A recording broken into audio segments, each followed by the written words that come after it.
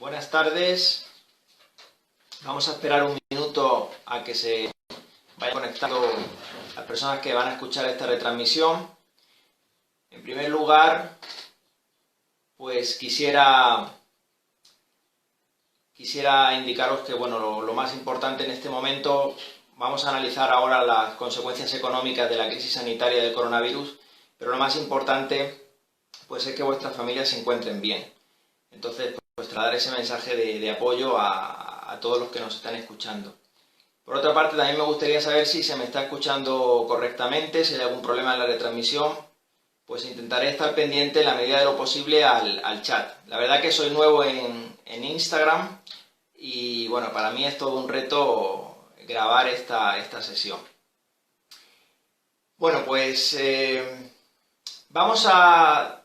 primero voy a presentar brevemente. Mi nombre es Miguel Ángel Echarte Fernández, soy profesor en la Universidad Católica de Ávila, en el grado de Administración y Dirección de Empresas y Economía, Derecho, y voy a impartir dos sesiones, una en la tarde de hoy y otra que va a ser mañana a la misma hora.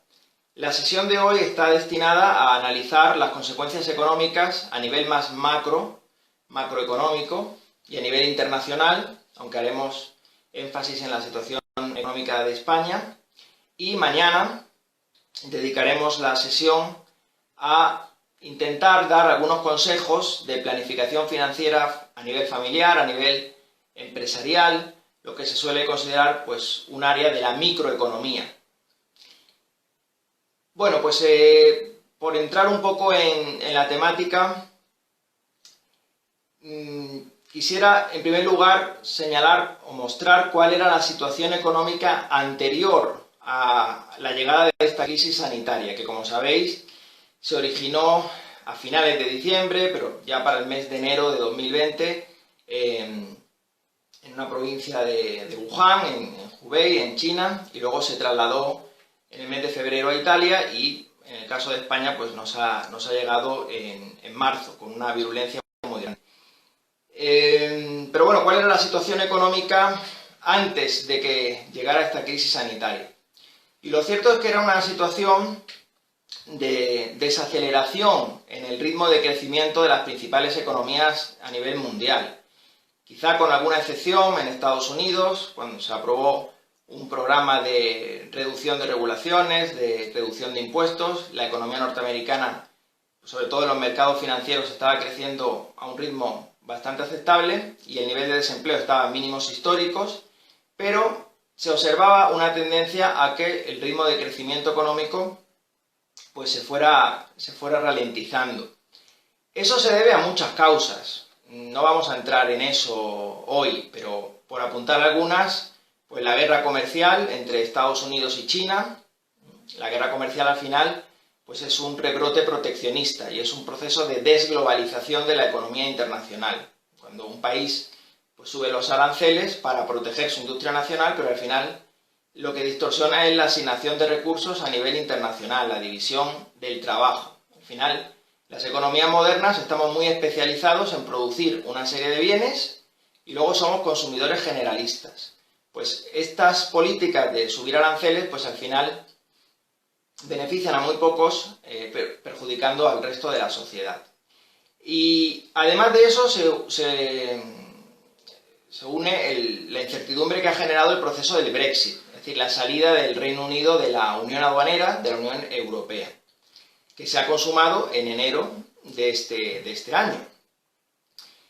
Además, pues durante los últimos años, después de la gran recesión de 2008, pues se inició un proceso de distorsión en los mercados financieros. Se está hablando de que hay una burbuja en la renta fija y la deuda pública de muchos países, sobre todo la de España, la de Italia, ha crecido mucho en los últimos años. La deuda pública española el año pasado cerró en el 96% del PIB.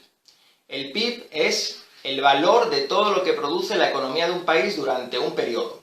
Puede ser un trimestre o un año. El valor de la producción final de bienes y servicios que produce la economía española. Y es el principal indicador para medir el crecimiento económico a largo plazo. Bueno, hablaremos bastante del PIB a lo largo de la sesión de hoy. Entonces, hay una serie de causas por las cuales las economías mundiales pues, no estaban en su mejor momento, y ya algunos analistas pues, pensaban que iba a haber una crisis en 2020, una recesión. Hay países como Alemania que estuvieron a punto de entrar en recesión. Recesión desde un punto de vista técnico es cuando un país tiene 2 trimestres consecutivos donde el Producto Interno Bruto se contrae, donde hay una reducción del PIB, y Alemania estuvo a punto de entrar en recesión en 2019. Otros países como México entraron en recesión y al final pues es ese escenario en el que estamos comentando. Y hay algunos indicadores que ya adelantaban, que ya mostraban que íbamos a llegar a una situación crítica. Es cierto, como vamos a ver ahora, que se va a ver muy agravada por la crisis sanitaria del coronavirus. Pero, conviene presente cuál era la situación previa antes de llegar a esta situación en la que nos encontramos. De gran incertidumbre, por otro lado. Y es una situación pues, que a través de varios indicadores se podía ya adelantar el escenario. Por ejemplo, uno de ellos es la curva de rendimientos. En Estados Unidos se estaba observando que la curva de rendimientos se estaba invirtiendo. En principio, la curva de rendimiento relaciona el tipo de interés y el tiempo para las operaciones de compra de activos financieros. Entonces, si somos un acreedor internacional, que tenemos unos ahorros y queremos invertir, por ejemplo, en bonos del Tesoro norteamericano para financiar al gobierno de Estados Unidos, pues si vamos a prestarle a 3 años, vamos a pedir tipos de interés más bajos que si prestamos a 10 años. Porque si prestamos a 10 años, estamos renunciando a disponer de nuestro dinero durante mucho tiempo. Estamos asumiendo mayor riesgo. En principio, a mayor riesgo, vamos a exigir mayor rentabilidad. Sin embargo, se estaba observando que los bonos del Tesoro a 3 años pues tenían tasas de interés más altas que los bonos a un plazo mayor. Y esto, en principio, puede ser un poco chocante, ¿no? Lo que muestra es que hay tensiones financieras, que los deudores están dispuestos a pagar más para financiarse a corto plazo. Hay tensiones de liquidez, tensiones financieras. También se observa en el mercado de repos. Los repos son operaciones de venta con pacto de recompra a corto plazo para conseguir liquidez, y ya se estaba viendo en el sistema financiero norteamericano pues un auge de estas operaciones. Otro indicador es los PMIs, los Purchasing Management Index, que esto muestra, son encuestas que se hacen a gestores de compras y se ha visto cómo las compras que hacen las grandes empresas a los proveedores pues han disminuido en los últimos meses. Hay muchos indicadores que ya vaticinaban este escenario. Pero llega esta situación que algunos llaman de cisne negro, utilizando la terminología de Nassim Taleb. Podríamos decir que en realidad es un cisne gris, porque desde enero se podía prever que, aunque era complicado porque estaba en China, pero bueno, ya para febrero esta situación ya estaba haciendo que el norte de Italia pues entrara en grandes problemas sanitarios, pues ha llegado y tenemos que analizar qué situación nos vamos a encontrar. Hay muchas estimaciones. En economía es muy difícil predecir en términos exactos, en términos cuantitativos, qué va a ocurrir, porque lo que estamos analizando es el comportamiento de agentes económicos, que constantemente pues, cambian las preferencias y toman decisiones.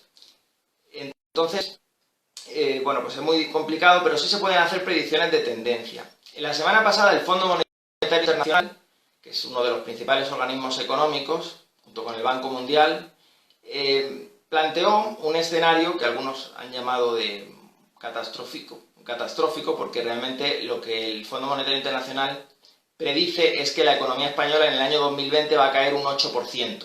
Va a haber una reducción del Producto Interno Bruto del 8% y el desempleo se va a ir a más del 20%.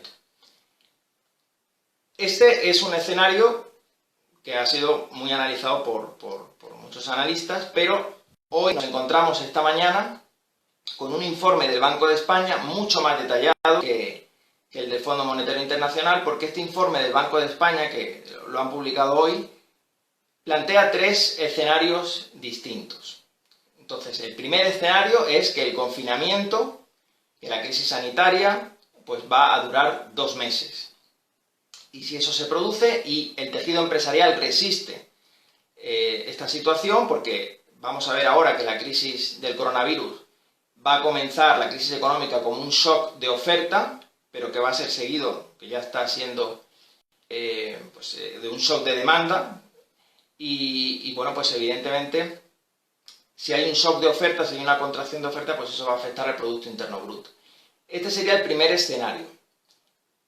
El segundo escenario es un escenario donde la crisis sanitaria, el confinamiento, dura también 2 meses, pero donde ya se observa que el tejido empresarial no ha sido capaz de resistir por problemas de liquidez, por problemas de solvencia, hay una descapitalización muy grande de las empresas, muchas tienen que suspender pagos, pues en ese escenario ya el Banco de España prevé que el PIB puede caer un 9,5%. Esto es bastante grave. Pensemos que en el año 2009, después de que se pinchara la burbuja inmobiliaria, la burbuja financiera, la crisis de 2008-2009, el Producto Interno Bruto de España cayó un 3,7%. Y estamos diciendo que en el mejor escenario, pues eso se puede llegar a duplicar. El peor escenario que plantea el Banco de España, pues ya implicaría una caída de más del 12% del PIB. Realmente es una caída de la producción que no se había visto desde después de la Guerra Civil. O sea que realmente es un hecho bastante histórico y preocupante.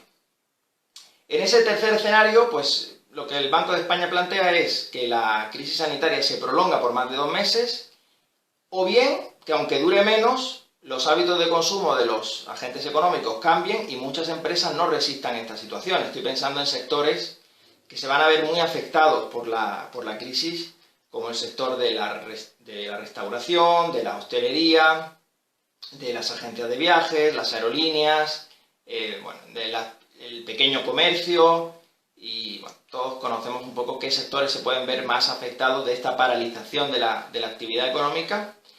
Y en ese escenario, en ese tercer escenario, el Banco de España estima que la deuda pública española, que recordad que estaba en el 96% del PIB, pasaría al 122% del PIB. Esto es la deuda pública más alta desde finales del siglo XIX.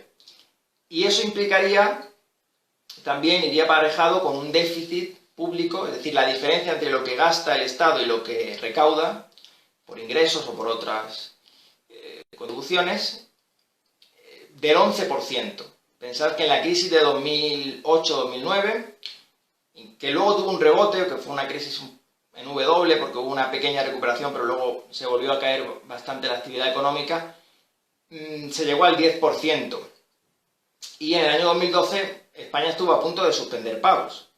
Lo que ocurre es que Mario Draghi, en el Banco Central Europeo, pues planteó que el Banco Central Europeo haría todo lo posible por salvar a la eurozona, y al final se inició un programa de compra de deuda pública, que es el plan que está haciendo Estados Unidos. Estados Unidos, a través de la Reserva Federal, que es el Banco Central de Estados Unidos, pues está apostando por un nuevo programa que llaman de Quantitative Easing, que es una flexibilización cuantitativa. Básicamente es que el Banco Central compra deuda pública y, en principio, eso no tendría por qué generar inflación, porque estamos hablando de que Estados Unidos, como sabéis, pues utiliza el dólar, y el dólar es la moneda de reserva internacional. Es decir, es una moneda muy demandada, una moneda que se demanda para más del 80% de las transacciones internacionales, para comercio de petróleo, de commodities, y es el principal activo que tienen los bancos centrales como reserva. Por lo tanto, pues tiene más margen de maniobra. Y es lo que está haciendo, ¿no? Además de inyectar planes de liquidez. Eso con respecto a Estados Unidos. Evidentemente, países que tienen monedas débiles y que tienen autonomía monetaria, como puede ser, por ejemplo, Argentina, pues sí pueden ver escenarios de unas tasas de inflación muy altas. Pero vamos a entrar un poco en nuestro ámbito, en la eurozona y en el caso de España. Como decíamos, un shock de oferta, es decir, una contracción de la oferta por el estado de alarma y de confinamiento que se ha decretado en la mayor parte de países. Entonces, si no producimos, pues somos más pobres, nuestro nivel de vida va a caer, y no producimos porque no queramos, sino porque no se puede en estas circunstancias, pues evidentemente la crisis sanitaria es la mejor forma de luchar contra la crisis sanitaria, es el confinamiento, pero para la economía es lo peor que puede ocurrir, ¿no? No vamos a entrar en el debate de qué balance habría que hacer entre el tema sanitario y económico, porque al final también, si la economía se derrumba, pues eso va a afectar a la salud de muchos ciudadanos. Es decir, que al final esa dicotomía que se está planteando, pues no es del todo cierta. Hay que proteger la salud y los ingresos y la economía de los ciudadanos. Pero entrando un poco en materia, pues eso, un shock de oferta que va seguido de un shock de demanda. Es decir, los agentes económicos, ante la incertidumbre que se está generando, pues van a intentar reducir los gastos en la medida de lo posible, acumular liquidez. Si tenían inversiones en activos arriesgados, desinvertir para conseguir liquidez. Se ha visto un desplome de los mercados financieros de renta variable a nivel mundial, en China, en Estados Unidos, en el IBEX 35, que es el principal índice bursátil de la bolsa española, y es bastante lógico en este escenario. Por tanto, shock de oferta que va seguido de un shock de demanda muy fuerte.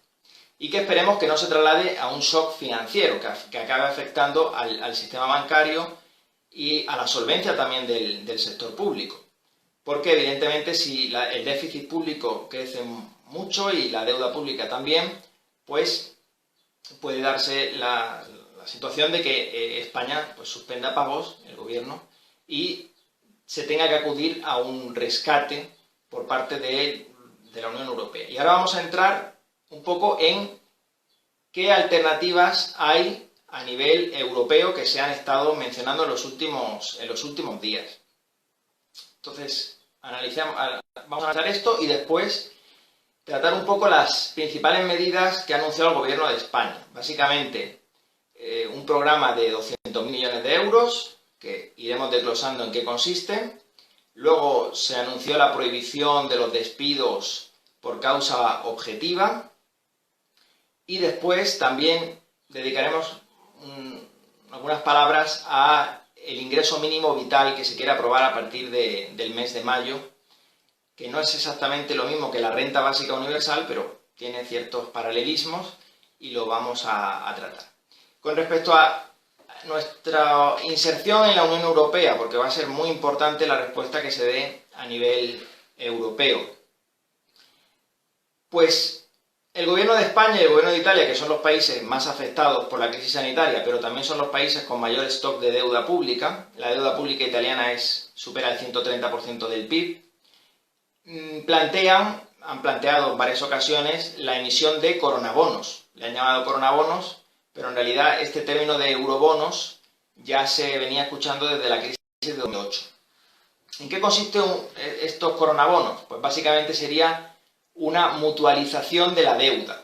Si España fuera por su propia cuenta, o Italia, a los mercados internacionales, los inversores exigirían tipos de interés muy altos, porque nuestro nivel de deuda es más elevado que el que tienen otros países de nuestro entorno.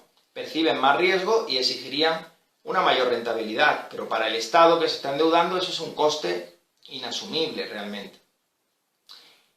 En ese sentido, pues claro, los principales beneficiarios de una emisión mutualizada, donde todos los países se harían corresponsables de esa emisión de deuda, pues serían España e Italia, y Grecia, y probablemente Portugal, aunque Portugal lleva años haciendo bastantes ajustes en su estructura económica, en mi juicio, en la buena dirección.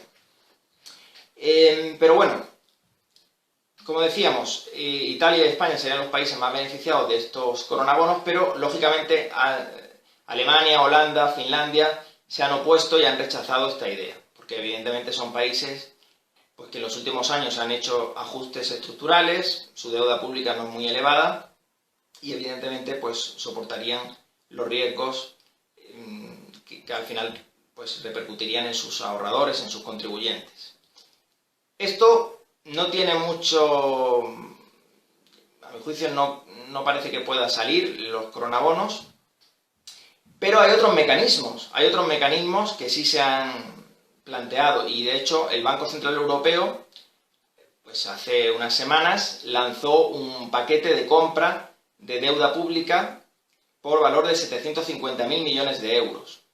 Y eso lo que ha hecho es que la prima de riesgo se reduzca. Es decir, la prima de riesgo es el diferencial al cual se tiene que financiar España con respecto a un país de referencia, que en el caso de España pues es Alemania, ¿no? En el caso de Europa. Evidentemente, si la prima de riesgo sube, pues eso hace que el coste financiero de la deuda sea más alto, y eso repercute en las cuentas públicas.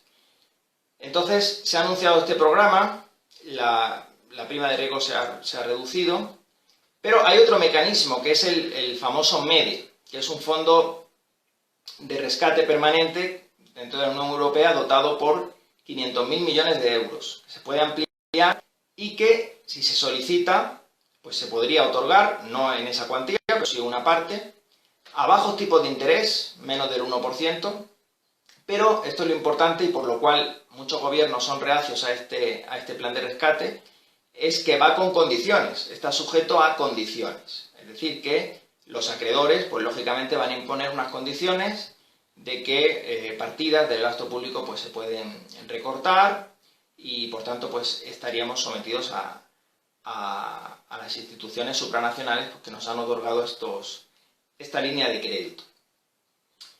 Esto es un poco con relación a la Unión Europea. Dentro de España, pues el gobierno aprobó un plan de 200.000 millones de euros, pero en realidad no suponen una inyección de liquidez de ese importe. La mitad de esa cantidad son avales, 100.000 millones de euros, ya hay disponibles 20.000 millones de euros de esta línea de avales a los bancos para que puedan financiar nuevos proyectos de inversión o en la mayor parte de los casos refinanciar la deuda de las pymes y de las empresas. Por tanto, esto es un pasivo contingente de las administraciones públicas que todavía no se ha materializado realmente. Por otro lado, hay otro importe importante que son 87.000 millones de euros que son de aplazamiento de pagos, es decir, aplazamiento de pagos, pues estamos pensando en suministro de la luz, suministro de gas, cuotas hipotecarias para ciertas personas y luego 13.000 millones de euros que sí son inyección de liquidez para hacer frente a las prestaciones por desempleo.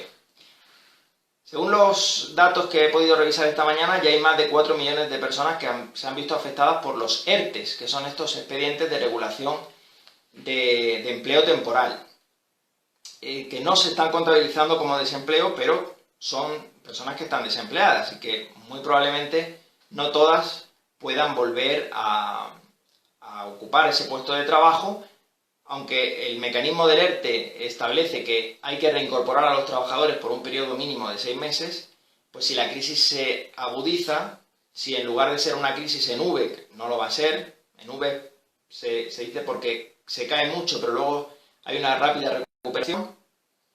Siendo optimista, la crisis puede ser en U, es decir, que haya una caída, una fase de profunda recesión y luego se vuelva a recuperar la actividad económica, o probablemente pues, en forma de L, que es un poco lo que ocurre en Japón, es decir, un estancamiento completo de la economía después de una crisis muy profunda. Bueno, no podemos saber de qué magnitud, de qué gravedad va a ser la crisis, pero evidentemente muchas personas no podrán volver a sus puestos de trabajo porque esas empresas pues, no existirán. También tener en cuenta que muchos patrones de consumo van a cambiar, aunque superemos la crisis sanitaria, por la incertidumbre ¿Por qué? Porque el despido improcedente tiene una indemnización por despido de 33 días por año trabajado. El despido por causa objetiva era una indemnización mucho más baja. Entonces, al final, lo que puede ocurrir es que muchas empresas acaben descapitalizándose y al final, pues bueno, por no despedir a 2 o 3 trabajadores para ajustar plantilla, pues la empresa acabe suspendiendo pagos y toda la plantilla pues tenga que quedarse sin trabajo. Bueno, yo creo que en este sentido pues hay medidas que son insuficientes y otras que son contraproducentes. Y otra cuestión que se ha anunciado es la del ingreso mínimo vital. Una cosa es la renta básica. La renta básica es una asignación que se da a todas las personas por el simple hecho de ser ciudadanas de un determinado país, con independencia de su nivel de renta, si sean ricos o sean pobres. Eso no es lo que se está planteando ahora, no se podría financiar realmente. Y el ingreso mínimo vital, pues es una asignación focalizada, dirigida a ciertas personas. Todavía no se ha aclarado quiénes van a ser los perceptores de este ingreso mínimo vital, ni por cuánto tiempo pues se va a recibir esa asignación. Y se ha planteado que puede ser de unos 500 euros al mes. Pero sobre esto podemos discutir mucho, hay muchos planteamientos.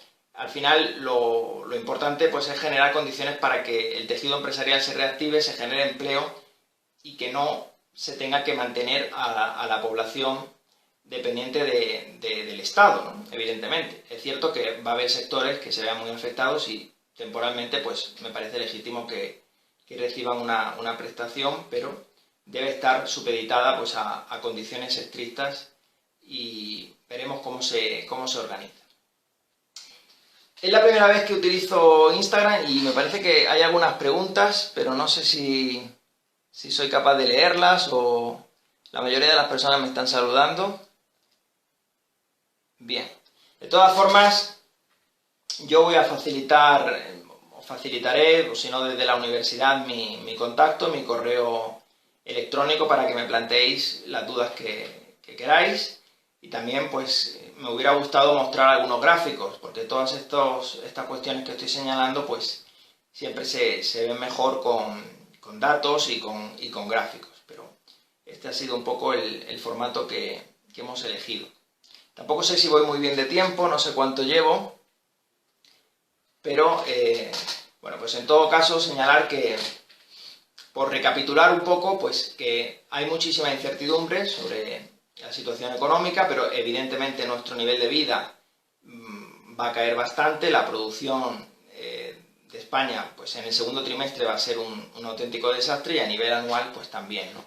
Va a haber sectores, como hemos comentado, como el turismo, la restauración, pues que no se van a recuperar fácilmente porque pues, en gran parte el turismo procede del exterior y lógicamente pues también esos países se han visto afectados, es decir, es una crisis que afecta a muchos países, ¿no? Y eso pues agrava un poco la situación. Por dar un poco de un mensaje positivo, alentador a nivel económico y con datos, sí podríamos destacar que en el año 2008, hemos dicho que entre 2008 y 2009 la economía española cayó un 3,7%, el desempleo se llegó al 20%, pero es verdad que en el año 2008-2009 España acumulaba muchos desequilibrios en su estructura productiva. Es decir, la economía española estaba, desde el año 2002 al año 2007, concentrada, no exclusivamente, obviamente, pero muy concentrada en el sector inmobiliario, al calor del crédito barato, de la expansión crediticia del Banco Central Europeo, y se generó una burbuja en el sector inmobiliario. Entonces hubo que realinear, reestructurar la estructura productiva y trasladar factores de producción, capital y trabajadores desde ese sector inmobiliario, donde se producían más casas de las que la economía española necesitaba, hacia otros sectores de la economía. Y España, que tradicionalmente tenía un déficit por cuenta corriente con el exterior, fue capaz, la economía española, de reajustarse, readaptarse, y las empresas españolas se han vuelto más competitivas, se han orientado más a la internacionalización, al mercado exterior, y se ha revertido ese déficit estructural de la cuenta corriente, y España presenta ahora mismo un superávit en la cuenta corriente, ¿no? Entonces el tejido empresarial es más sólido, es más robusto, pero evidentemente nos enfrentamos también a una crisis muy peculiar, porque la crisis de 2008 afectó sobre todo pues al sector inmobiliario, sector bancario, porque está muy ligado, lógicamente, pero es que ahora estamos asistiendo a una crisis que afecta, pues, no por igual, pero prácticamente por igual a todos los sectores, ¿no? Lógicamente, habrá empresas que se adapten mejor a este nuevo escenario, empresas que apuesten por el comercio electrónico, pero evidentemente el escenario, pues, es bastante desalentador. De todas formas, pues bueno, trataremos de seguir la actualidad y contribuir en la medida de lo posible a levantar España y a levantar esta situación que es tan preocupante. No sé si hay alguna ¿Alguna pregunta? Yo imagino que, si miro el reloj, llevo media hora, yo creo que voy bien de tiempo. Mañana vamos a intentar plantear algunos consejos a nivel microeconómico, a nivel familiar. Esto siempre es más complicado que analizar la realidad macroeconómica, porque la realidad macroeconómica son los datos y es un análisis más frío. Y cuando ya entramos en terreno microeconómico, pues las circunstancias de cada familia, de cada empresa, son muy diversas, dependiendo de si se han visto afectados por un ERTE, o están desempleados, cuántas personas viven en un hogar, si están muy endeudados, qué activos tienen. Bueno, en definitiva es muy complicado, pero bueno, trataremos de dar algunos consejos muy generales, que puedan ayudar en este escenario de gran incertidumbre, pues a sobrellevar la crisis económica. Así que sin más, lo vamos a dejar aquí y voy a intentar parar la grabación y que se guarde para que podáis verlo a lo largo del día de hoy y también que lo puedan subir al canal de YouTube de la Universidad Católica de Ávila. Muchas gracias y hasta la próxima, hasta mañana.